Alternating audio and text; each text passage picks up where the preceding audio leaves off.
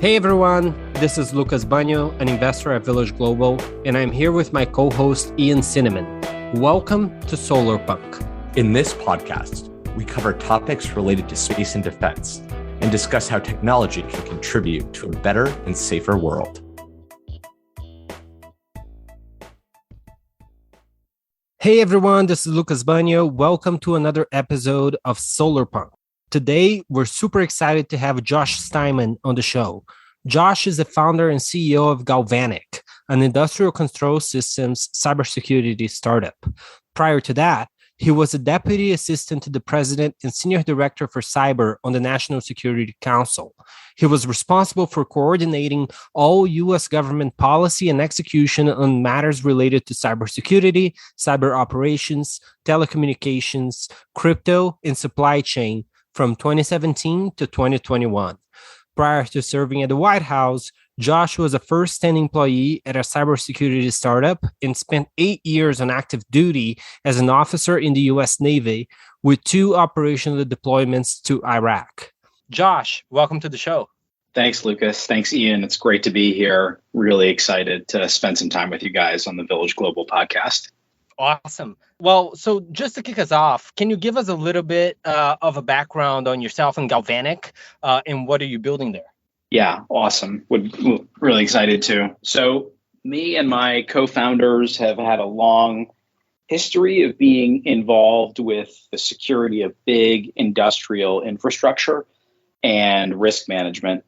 And so when I left the White House, we got together and decided that we wanted to start a company to help address the major systemic risks that we saw out in the world, where lots of bad things are happening to big industrial infrastructures. You have water treatment facilities, meatpacking plants, breweries, all these things getting hit by malicious cyber activity. And we wanted to start a company to help industrial companies deal with that problem. And so we spent 7 months doing customer discovery, looking at different potential business models, and finally we settled on building Galvanick. So what we're doing is essentially building a Splunk for industrial systems and industrial systems security. So you can think of that as a place where we can pull in all of the data that industrial systems and infrastructures kick off, and then correlate all that information, and then maybe start to do some very, very light sort of machine learning. But really the correlation is the big part. That's something that can't happen right now, which means that the only way to understand what's happening on an industrial infrastructure is to look at the raw data feeds coming in from across that network. And it's just really hard. Awesome. And for people who aren't deep experts in these industrial systems, when you're able to suggest correlations or show outputs of some of this light machine learning, what benefits do they get? What are the upsides? So right now, when one of these types of systems fails, the way in which the person who owns it knows is maybe it catches on fire, or maybe it just does something very, very slightly wrong. And the only time you'll find out is when a customer comes back and says, hey, this thing isn't working properly. It's not configured correctly. Maybe it's been manufactured the wrong way. And so what we would call this is like the moment of awareness that something has gone wrong inside that infrastructure is right of boom. So right and left is terminology people use if you think about like a timeline. And so our goal is what's called reduced time to detect. That's sort of security lingo. And what it means is we want to, as quickly as possible, be able to notify people that run these infrastructures that, hey, there's something really strange happening, and you probably want to go take a look at it. So, the ideal is what we call left of boom. That's some military terminology. So ideally, you want to find out before something ever goes wrong. Right now, in many cases, it'll be days or weeks or months after something has gone wrong that you can finally pinpoint that there was some type of malicious cyber activity. And so we're trying to reduce that time that it takes for someone to detect that bad things are happening. Very cool. So obviously, you're speaking about this from a place of expertise. And based on your background and your time in the National Security Council, you've had unparalleled insights into this industry. Let's take a step back. Will you tell us about what the National Security Council is and what you did in that position? What role did you play in supporting the White House? And how did that lead to learning everything that you needed to learn to be in the position to start Galvanick? Absolutely. So, lots of people, if you don't ever really interact with the government, it kind of seems like this big monolith. But, the government's a big thing. We have three branches: the executive, the legislative, and the judicial. Most people only ever think about like what are called departments and agencies: the Department of Defense, the Department of Energy, the Department of Homeland Security. Those exist within the executive branch, and per the Constitution, all executive authority is vested in the president. Again, that's just how the Constitution is written. And so whenever Congress authorizes something to happen, so for example, they'll authorize the Department of Defense. That's something that actually happens legislatively on a periodic basis. They'll authorize the existence of a Department of Energy. They're essentially authorizing the president to go out and organize some activity that would do something like man, train, and equip combat-ready naval forces, i.e. creating a Navy. Actually, the Navy's a bad example. It's actually authorized in the Constitution, but like a Department of Defense. And so the point here is that inside the executive branch, which is where everything actually, quote unquote, happens in the government, inside the executive branch, you have massive organizations and bureaucracies. Like I said, the Department of Homeland Security, the Department of Defense, the Department of Energy, the Treasury Department, et cetera. So when the president wants to go out and use those tools to act to the advantage of the American people, the president needs a way to make sure that all of those departments and agencies, one, understand the strategy that the president's trying to pursue, and then make sure that they're sort of acting in a way in accordance with the goals set forth in their strategies. And so the National Security Council is a group of staffers inside the White House, and they answer to the National Security Advisor. And their goal is to identify the strategies that all departments and agencies ought to pursue, and then to coordinate and synchronize their pursuit of those strategies. So, for example, lots of people, they'll be out on Twitter and they'll say, oh, the president ought to do X.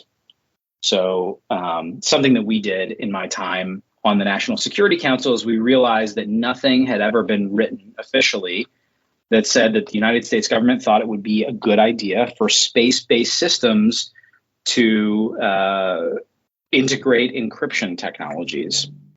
Really important thing, really important for security, really important for many reasons. And so we spent almost 2 years writing a strategy document, writing an implementation document about what every department and agency should do in order to make sure that at every step of their activity, they were encouraging the encryption and cybersecurity of space-based systems. That could be anything from the Department of the Coast Guard, not Department of Coast Guard, the Coast Guard, which is part of the Department of Homeland Security, except in wartime, it's part of the Department of Defense. In that case, it could be NASA, an independent agency. It could be the Department of Defense. It could be the Department of Commerce and NIST, the National Institute for Standards and Technologies, which is an element of the Department of Commerce. And so we spent, 18, 24 months talking to every department and agency, bringing them together, going through all these meetings. Hey, how should we go about making sure that we're pushing for encryption of space-based systems? After all that time period, we came up with a policy document called Space Policy Directive 5, SPD 5. And then we ran it through a process where we had escalating groups of senior government officials all the way up to the actual National Security Council, which is made up of specific members of the cabinet. So the Secretary of Defense, Secretary of the Treasury, Director of CIA, Secretary of Commerce. There's a whole list of people that actually compose the National Security Council, and those are the actual members of the cabinet. So we took this document, Space Policy Directive 5, and took it through a a whole sequence of meetings, and then ultimately it was put into place. The vice president signed it in his capacity as the chair of the National Space Council. And now we have this major document and an implementation plan that every department agency can point back to and say, okay, as we go through our daily business, we are supposed to try and pursue this goal that's outlined in this document. So the NSC serves as this central coordinating function for almost every element of the national security apparatus. Does that make sense? That's awesome. So if I hear you right, it's really all the way from ideation and strategy all the way up to execution. Is that correct? That's right.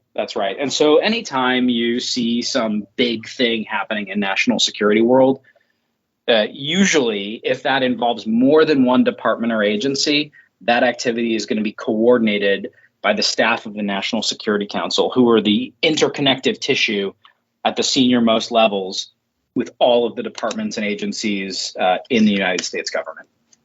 That's awesome. And Josh, one of the things we talked about, I think with Catherine Boyle a couple of episodes ago, was about evasion of talent from government. You talk to a lot of amazing founders like yourself who are building tech companies now and are the cutting edge of technology in the world. They don't want to work for the government. They don't want to work even with the government at times. What really motivated you coming from a tech startup background to actually go and work for the United States government? Yeah, well, I think part of it was, I started my career after college in the Navy. I was recruited into a very interesting part of the Navy, got to do some very interesting things. One of the things that I did when I was in the Navy was I wrote the white paper that turned into the Defense Innovation Unit. I was back in 2014. I had been running a program on behalf of the senior officer in the Navy. I was still a junior officer in the Navy. I was running a technology program. We were doing some experimental technology work. And I realized after having, several months of meetings with folks out in Silicon Valley that there was this massive disconnect in between the Department of Defense and the tech world and, people in the Valley. And I had done in my real military career, I had done a bunch of work out of an embassy. Came back from one meeting. I said to the people that we were working with, we need to create an embassy in Silicon Valley so that the DoD can better talk to the tech world. So I wrote it up, briefed it to a bunch of folks that worked for the Joint Chiefs of Staff. That's a group of military officers, the highest ranking military officers in each of the departments of the Navy, of the Air Force, of the Army. And then I talked to the staff of the director of the National Security Agency and wrote a white paper, briefed it around to a bunch of folks. And then the SecDef and the chairman a few months later authorized the creation of this thing called the Defense Innovation Unit. It happened to coincide with my time getting out of the Navy, getting off of active duty. And I happened to be moving out to Silicon Valley to take a job at a startup. And so I not only wrote the paper that turned into the Defense Innovation Unit, along with a few other civilians that were working on the same problem from another angle, but then I got to be what's called in the Navy a plank holder. And that's the first group of folks that go to any unit to stand it up. And so I went out and helped stand that unit up back in 2015. And so I had been thinking about this problem for a very long time. I'd been thinking about a whole bunch of other aspects of this. And so when I got the phone call to come back to the National Security Council, even though I think many people would have said, I was very young to have that job. People in those jobs are usually in their 50s. And it's usually sort of the crowning achievement of a career in public service. Usually they sort of go off into the sunset after that. Or sometimes they get a promotion and become cabinet officers themselves or ambassadors.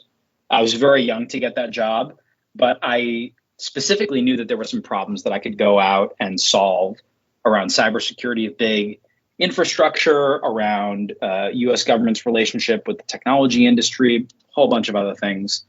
And so for me, it was just an opportunity to solve problems, which is something that I'm always going to, take very seriously. So on behalf of all the startups working with the government, thank you for helping stand up DIUX and bringing this all together. I think both myself and my former life at Synapse and many other companies are very happy. One thing, Josh, I'm very curious about is we've seen the evolution of a lot of different ways in which the government tries to work with technology companies. So we've seen everything from SBIRs to programs like AFWorks and SpaceWorks to obviously DIU. And many other agencies spin up. Given both what you knew back in the time when you were writing this white paper, now over the years, and you're starting Galvanick, which also will tie into the government in certain ways, what do you think, if you were to think about it from today's perspective, is the right way the government should be working with startups who want to have an impact? Is it what DIU looks like today, or is it something different? It's a great question, Ian. I actually think DIU is doing a good job. If there was one thing that I would do, I would have kept it the way that originally was, where the head of the Defense Innovation Unit was answering to the very most senior staff inside the Department of Defense. Very recently, they made a change where the person is answering to essentially someone who's very senior, but they also have competing interests with the major defense primes. And so I feel like there's this battle going on inside the department about where DIU falls in the org chart. And with my experience being a junior officer on this thing called the Chief of Naval Operations Rapid Innovation Cell, where we did a whole bunch of cutting edge work, my experience has been that if you want to continue to drive change, your team has to have direct access to the senior most sponsor of that activity. So that's the only change. The team's doing great. Mike Brown, who runs it right now, along with, I think he's Brigadier General now, Bucky Butow from the Air Force, just a great team out there. Those guys are doing amazing work. The procurement stuff they're doing is amazing. The community building stuff they're doing is amazing. So I'm really proud. It's grown into like everything that we thought it might be back when it was just like literally two typed pages.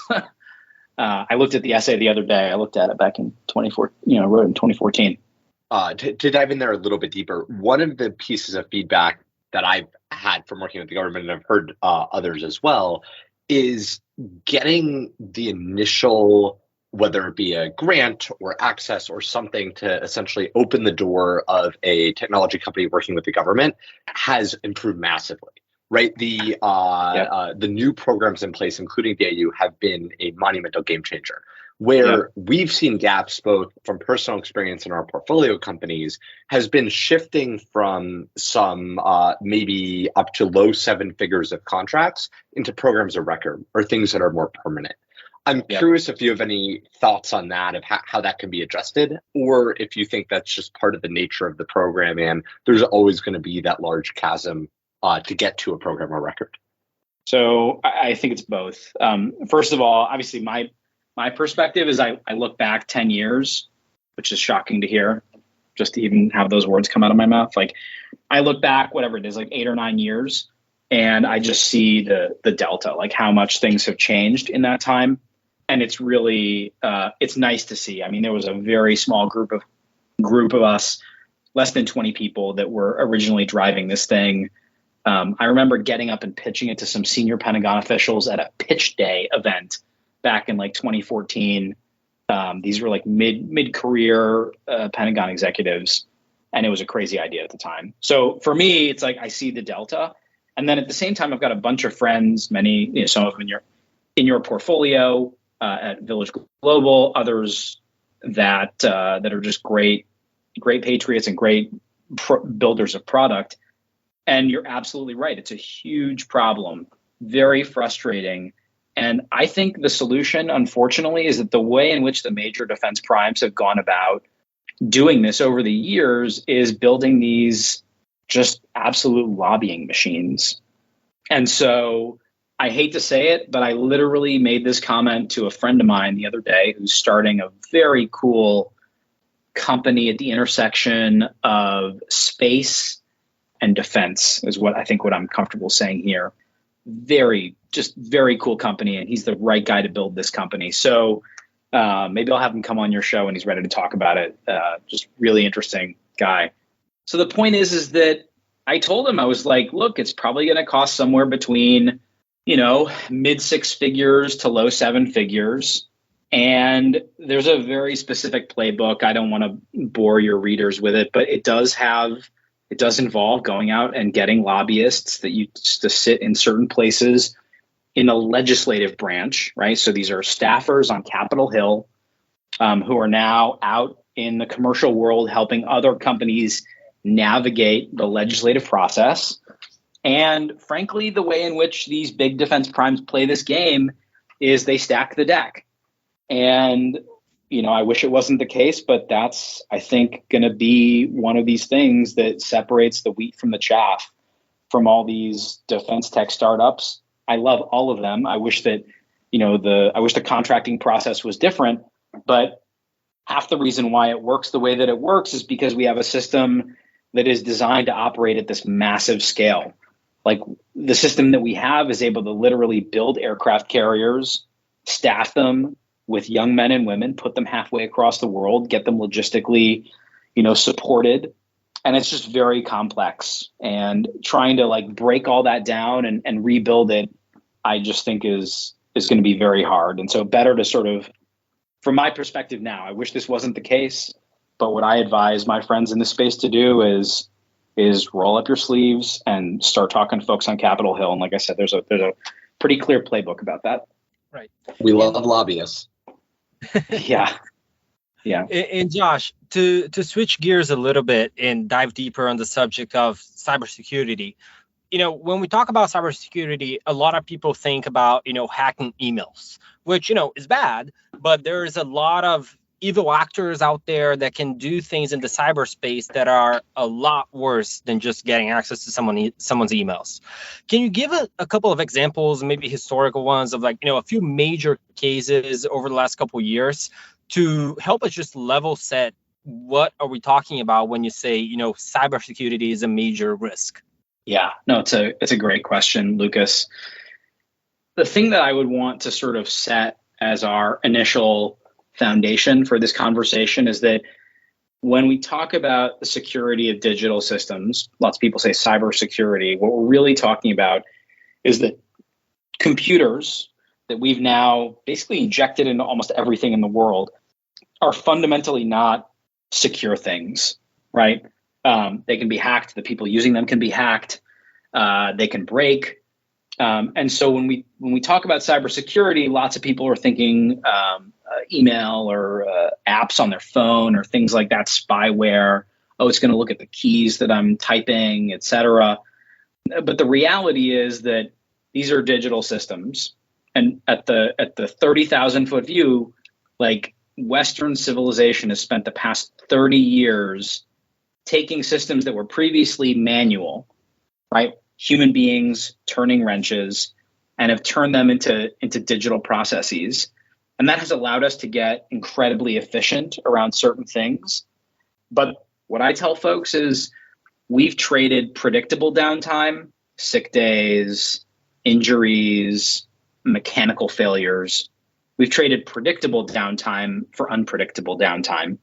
So for example, and you guys asked, give us some real life examples, no one could have predicted that the production line of Cadbury chocolate factories would have been affected by a Russian military cyber attack against the Ukrainian economy in 2017. This is an incident known as NotPetya, where the Russians were trying to do some damage to the Ukrainian economy. They created a virus and seemed to think that it would only target Ukrainian companies, but for various reasons that folks can read about in a bunch of books or articles. There's a great Wired magazine article about this. It's called Wired, NotPetya. I think Andy Greenberg did it, but I can't remember. I think it's also covered in Nicole Perlroth's book. The point is that this thing spread all over the world and had both second and third order consequences that were just catastrophic. The Cadbury chocolate factories here in the United States shut down. Their parent company, Mondelez, had a $100 million plus business interruption insurance policy that they tried to call in from Zurich AG. And it's been this huge legal fight ever since. That same attack took down the drug manufacturing lines of the drug company Merck and had similar impact all around the world. A bunch of ports in the United States were affected, had to roll back to doing things with pen and paper.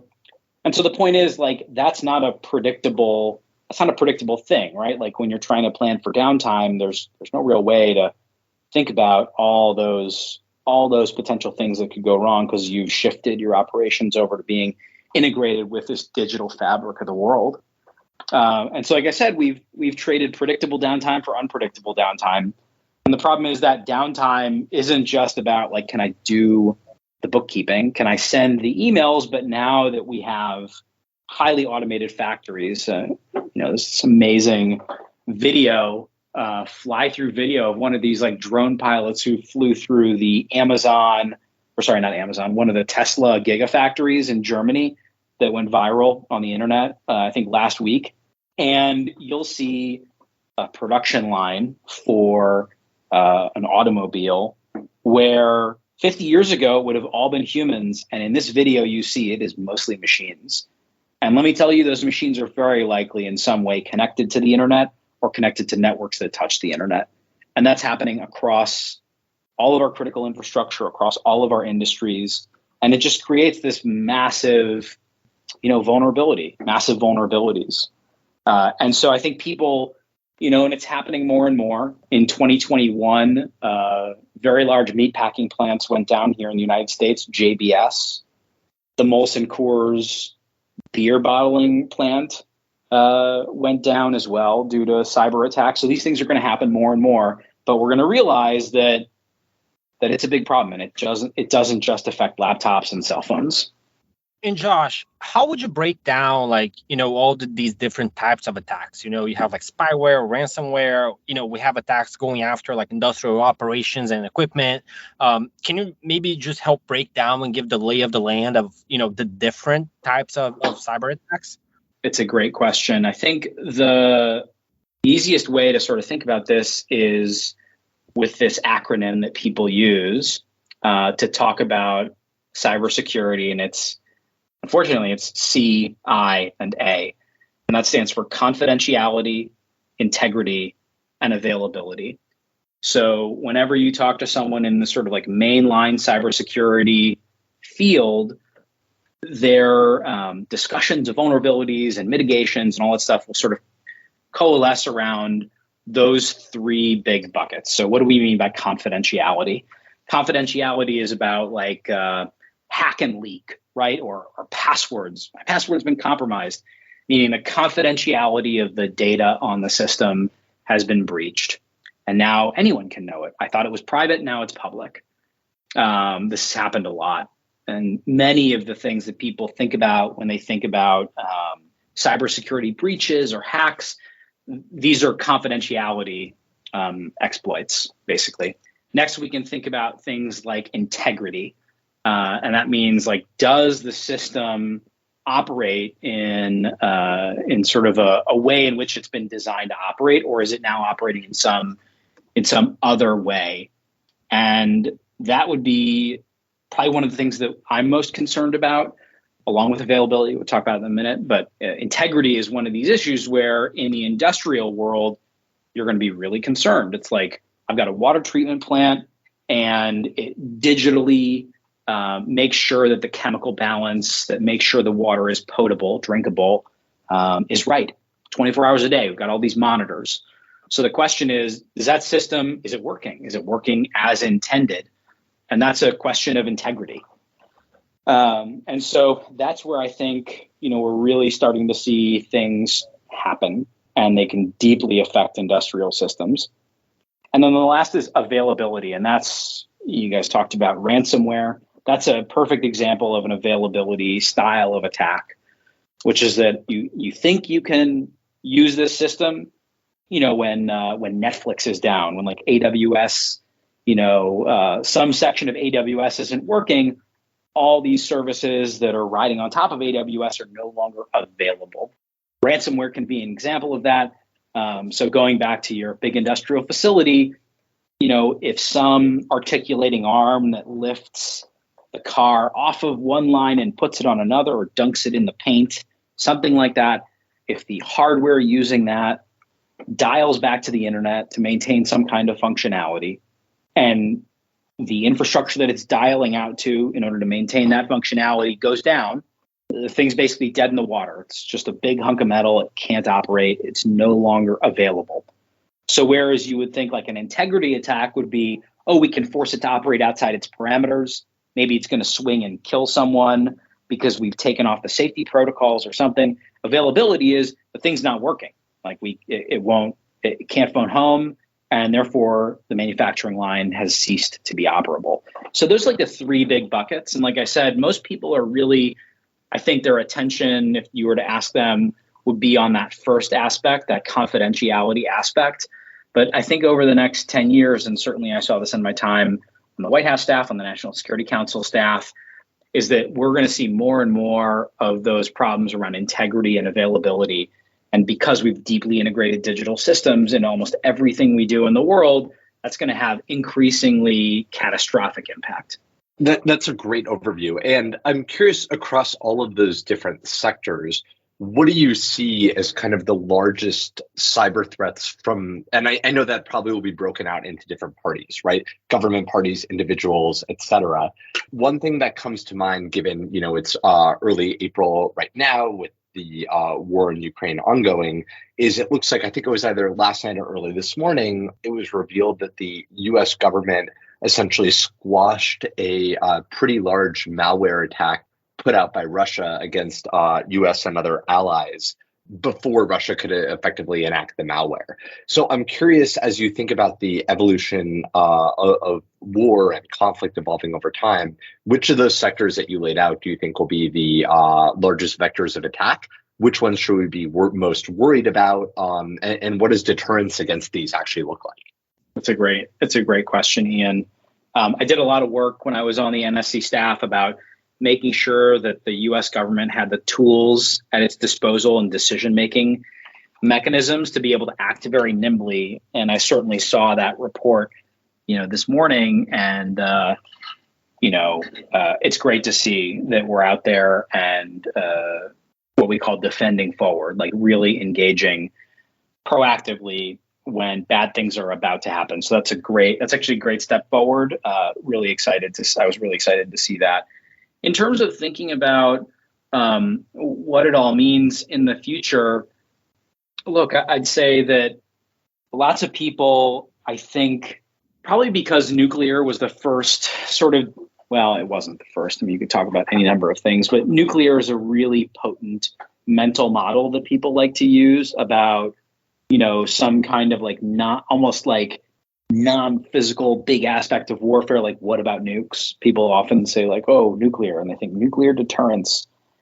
And me and my colleagues over the 4 years that we were working in and around the NSC really tried to push back on people trying to draw these direct one-to-one comparisons to nuclear deterrence. And the reason why is because, and maybe this is because we were digital natives, I think probably the reason why they chose me for this job. I was the first digital native to take that role. I got my first computer when I was like 11. I remember in middle school being taught how to program really basic things like make the shape on the Apple IIe or whatever. And so, the internet has sort of an ambience to it.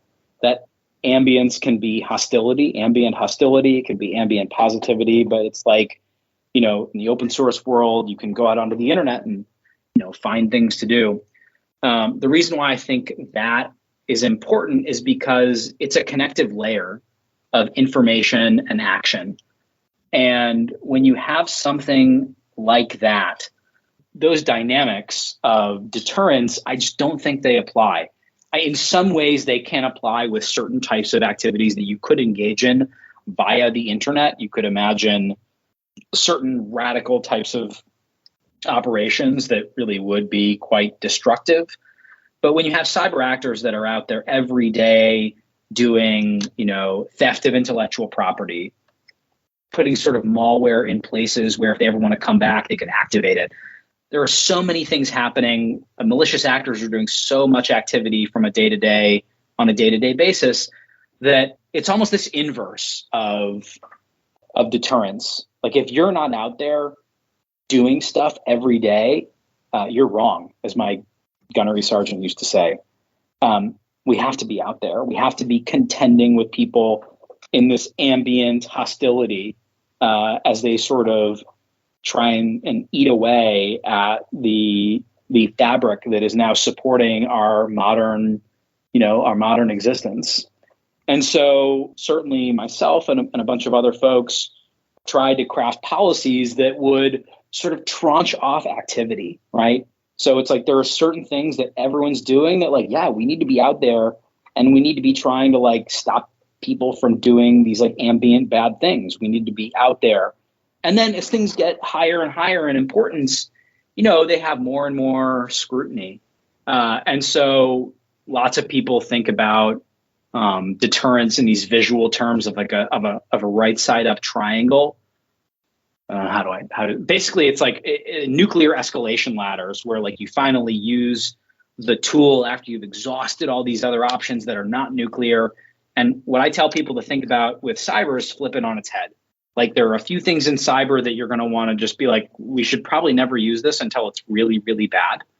But like there are things out there that you're going to want to be doing a lot of because our adversaries are out there doing a lot of them. They're stealing things, they're manipulating things. They're out there conducting reconnaissance, who knows what. So I like to tell people that like using those types of nuclear frames can be really, I think, counterproductive, to be honest. And so we have to almost develop like a new methodology, like a web native methodology to think about this. As we see this new methodology evolve and more conflicts are occurring, how do you think essentially the quid pro quo for this evolves, right? So, it's almost like a race to discover more bugs, cause more problems, hack into more systems. Does this kind of turn into this just like nonstop battle that keeps evolving? How do you think we almost de-escalate this in a sense? You have to be out there. You have to be out there. And what does that mean to be out there? It means going out and like shutting down bad people when they're trying to do bad things. It means very nimbly going out and proactively trying to prevent them from doing, negative stuff. I'm restrained from what I can say here because of previous things that I've done and legal obligations that I have to sort of not talk about stuff. But very generally, it's like wrestling. If you've ever done like high school wrestling, it's not martial arts. It's not like staying back and maybe like one person does a strike and another person does a strike. This is wrestling. You're engaged. You're out there. You're engaged with these like negative actors. You have constant contact. You're seeking leverage. And we need to have our folks out there and trying to push back against these folks that are doing bad stuff. And I think it's really important to do that, as opposed to having this mindset of anytime the US government does something in cyberspace, it has to go all the way to the president. That person has to make a decision. And I think that can be really net negative for us because it lets bad people run rampant. And so tranching off low-level activity and letting people go out and do that and sort of push back at the lowest level. And then as things get more and more serious, like having higher and higher oversight, I think is the way to go. Awesome. Josh, to talk a little bit more about the actors behind those attacks, when you look at, all the foreign threats that America faces today, how do you compare and, how serious do you personally take the threats coming from the CCP, Russia, and maybe other nations? And how seriously do you think that the U.S. government is taking them? Yeah, so I can't speak to the government stuff. But personally, the Chinese are engaged in just widespread beyond, I think, really almost anyone's imagination, widespread theft of intellectual property, manipulation of the digital environment. I mean, really at an order of magnitude that I think if the average person were to sit down and sort of review just the stuff that's come out in public Department of Justice indictments, they would probably find it shocking. There's a DOJ indictment from a few years ago for a group called APT10, Advanced Persistent Threat 10. And if you just read the DOJ like one-sheeter on the indictment of what this group of Chinese hackers was doing, the average person would just be absolutely shocked. It's like whatever takes imagine in your mind malicious cyber activity being done by like a few kids in some back room somewhere, and we're talking like orders plural of magnitude larger to what the folks at APT10 are accused of doing by our Department of Justice in an unclassified document. The way that I like to talk to people is like about this is, obviously the Russians can be very competent. A lot of countries can put out really good cyber actors. The Israelis can be very good. The Russians can be very good. The North Koreans can be very good. The Iranians can be very good. The Chinese can be very good. A bunch of nations can field good talent into this space. Again, I'm just speaking really dispassionately, fact, not value. But the way that I see it, the Chinese are fielding teams that are seeking to rebuild the fundamental nature of the information superhighway, right? So if you look at like commits to Linux source code and just look to see how Chinese government affiliated entities are trying to commit new functionality to Linux source code, and it'll shock you, absolutely shock you. And they're learning to operate at scale. The Russians, their activities and their competences have, from my perspective, been much more focused on sort of individual attacks and individual outcomes. The Chinese, on the other hand, seek systemic change, which reflects their nature as a totalitarian, technology-enabled fascist dictatorship. And that is the thing to me, which is just absolutely arresting. Just stops me in my tracks when I see what they're up to. So to double click on that, I've heard you mention before, I think, a Chinese Communist Party internal paper called Unrestricted Warfare. Then people can go purchase on Amazon if they want to. Yep. For listeners that are not familiar with it, can you dive deeper maybe on that paper and other papers that are available and just give a couple of examples of what exactly we're up against? Yeah, it's a really important document that is not a static document. It's sort of a living document because the two gentlemen that wrote it were colonels at the time in the Chinese Communist Party military. Interesting point here, right? The Chinese Communist Party controls the military, so they're military party officers, and they write this paper. And the big idea here, the big idea from the paper, is that the West only really fights on one dimension of conflict, meaning like the physical one. So it's funny. I remember some of these early political science courses that I took back in like high school and college, people talking about like the Greeks being the first people that had organized sports. And sport was this way in which people sort of competed with each other in a way that was not like, I'm going to beat you up and take your stuff. And this was some novel concept in the growth of Western civilization, which was that we could demonstrate physical excellence and superiority in a way that was not lethal, basically. And so that concept, and then its sort of Christian iteration during the Middle Ages, which is to say that you had competing interests who would wage war against each other by massing forces on either side of the field and then marching towards each other at an agreed date and time. And the person that won would be understood to have been the side that was favored by God. It meant that warfare was this demonstration of righteousness. And that physical expression of competence was this reflection of religious favor by God. And so the paper sort of observes that the Western mind is essentially thinking about war on this single dimension, which is that like we decide we're going to go to war against each other. We put our tools in the field. We go out and we sort of play the game. One side wins and one side loses, and then everybody goes home, right? Like the Second World War was like a big was a big physical exercise, right? And when it was over, it was over. God indicated his favor or something like that. And what they observe is that, in fact, in this paper, they observe conflict can be waged in many different places. And the West is really only thinking about this physical dimension of conflict, which means that you can fight by degrading your enemy's ability to logistically move things from A to B. You can fight by messing with their ability to understand reality. You can fight on all of these other dimensions that are not the dimension that the West mentally is structured around fighting on. And so this paper essentially observes that there's this huge space for the Chinese Communist Party to go out and develop methodologies that will fundamentally weaken the West and the West's ability, and really talking about the United States, to fight. And that all of those things could enable China to win in a conflict before war is ever declared. And there are Chinese words for it.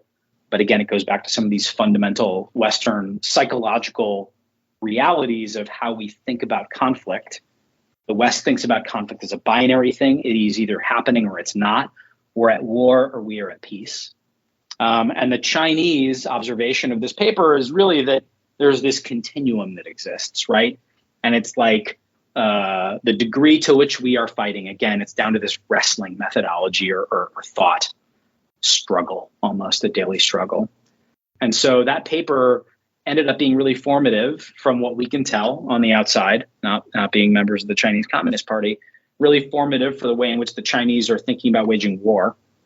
And those two guys went on, and now they run the Chinese War College. And so all of their students who read this paper very deeply and are thinking about how the Chinese should fight their wars, but not even fight their wars, right? Like even you see that I'm almost hostage to that Western linguistic framework, how they should compete with the West, struggle with the West. So there are a whole bunch of papers that have been published secretly, you could call it. They don't release them to the West. Some of them have made their way out. And there's an amazing Rand Corporation report, Systems Confrontation, Systems Destruction, that talks about what all the students of those two kernels have learned and talked about, and how they think that competing with the West is about destroying our ability to have like an effective legal system, destroying our ability to use language to describe reality, destroying our ability to describe ourselves in moral ways.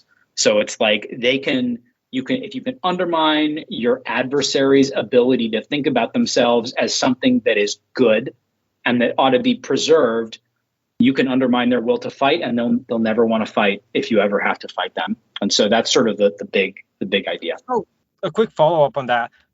We've seen, and this has been proven, that Russia specifically has actually paid a bunch of environmental groups in Germany to actually push for environmental policies that actually ended up, getting the Germans to not want to pursue nuclear and instead, paying up for Russian gas. Do you think when you look at a lot of moral panics on the West today that we're actually being played by sort of those tactics that you mentioned? Yeah. Is there any evidence? And I think you probably can't share some of that stuff, but are there things that you can point to that or it's just something that right now sounds like a conspiracy theory, and then 5 years from now we're going to be proven right? Yeah, I would just tell your listeners, there's an amazing article that talks about the differences in TikTok and what TikTok displays to young kids, anyone under the age of 18, in China versus the United States. And in China, it's like after 4 p.m., the only thing that it displays are math, science, technology, engineering, math videos. And then it actually shuts off. And I think it's 9 p.m. China's very interesting. They only have one time zone, even though the country's massive. But it's there's an hour in China, and it might even be earlier than that because, on one extreme end of China, they don't want it to be 1 a.m. and on the coast be some other time. But the point is that TikTok shuts down every night in China. And before it shuts down for a long period of time, the only thing it displays are these very wholesome videos about like how to take apart your phone, how to do advanced calculus for like 10-year-olds.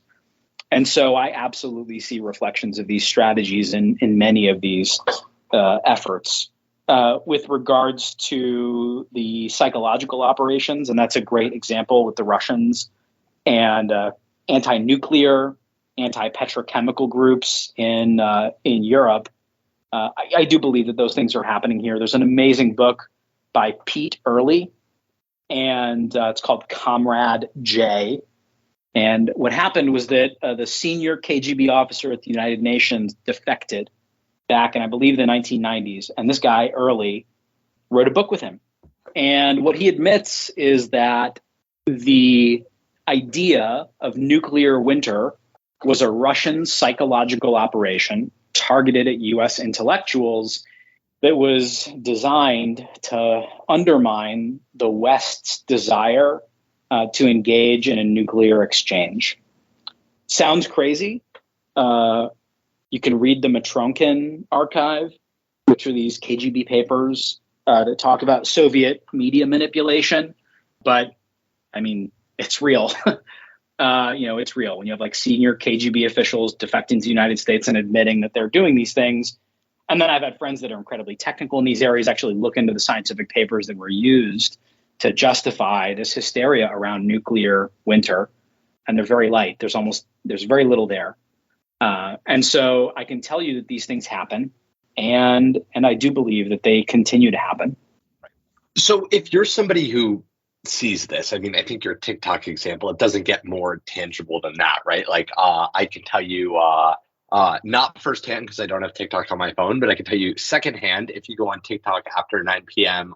In the US, you definitely don't get those scientific videos. Let's say you're someone who cares about this, like hopefully all of our audience and all of our listeners.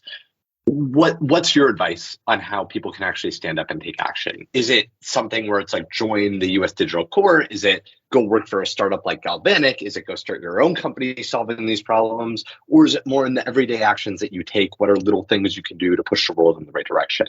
Obviously, different spectrum of options for different types of listeners who we may have on the program, but would love your quick take on what's the best action one can take here. Ian, I think, unfortunately, the answer is yes to all those things. For us at Galvanick, I mean, we're definitely hiring embedded systems engineers, folks that understand hardware, front-end, back-end engineers, data people. Just, ping me on Twitter at Joshua Steinman. DMs are open. And then there's a ton of other companies that are operating in this space, many of which are in the Village Global portfolio, whether it's Hadrian or, you guys could, just direct people to your portfolio page. Great companies out there. But then also, personally, I would say, the sort of base case of involvement is write your members of Congress. Every U.S. citizen listening to this podcast, you can literally go onto the internet, find out what district you're from, and write your member of Congress and say, hey, look, I'm really concerned about TikTok. I'm really concerned about, Chinese technology companies operating here in the United States. I can tell you, having had friends that have worked on the Hill, that most members of Congress are very good about getting back to their actual constituents. It's one thing to have like AstroTurf campaigns where people from, some big city or wherever are writing the representative from some small town, and that person's not their representative. But in reality, when a member of Congress hears from their constituent, they take it very seriously.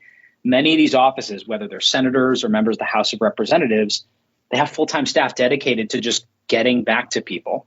These people work for us, right? Like every single person who's a U.S. citizen listening to this has 3 people in Congress that literally work for them. Start talking to them, talk to their staff, go to their local offices, organize people to say, hey, look, start reaching out to these people and say, we have issues with this. What are you doing? Members of Congress are pretty responsive. And so I think that's a great way to get started. Otherwise, I think you have to vote with your feet. I don't use the products that are built by companies that I know are legally bound by Chinese law to respond in secret to the secret orders of the Chinese Ministry of State Security. So when all possible, I'm going to choose alternatives by companies that are, based in Germany or based in the United States or based in Mexico or based in Japan or South Korea. And by the way, like the companies that have to respond to the secret orders of the Chinese Ministry of State Security or the Chinese Communist Party is any company in China, thanks to the Chinese national security law, Chinese cybersecurity law, any number of other orders that have come out. When you're doing business in China, you're doing business with the Chinese Communist Party. It's just a fact. I wish it wasn't the case. I love the Chinese people. An amazing people. I've had friends that are ethnically Chinese, that are nationally Chinese. It's not about the people. It's about the Chinese Communist Party that has these just insatiable appetites to control. And those appetites to control are unbounded. They seek to make the world safe for Chinese communism, which is dystopian. That's a great note to end on. Josh, thank you so much for taking the time. Lucas, Ian, it's been great. Looking forward to continuing the conversation. Again, folks, you guys know, but for everyone out there, I'm very active on Twitter. So hit me up on Twitter and I'll see you guys there. Josh, what's your Twitter handle for the audience? Yep, it's just my first name and my last name, at Joshua Steinman. No space, no underscore, just at Joshua Steinman. Awesome. Josh, thank you so much for joining us on Solarpunk. Thanks, guys. It's awesome. Thanks for listening. Check us out at villageglobal.vc, where you can find links and other information about today's episode.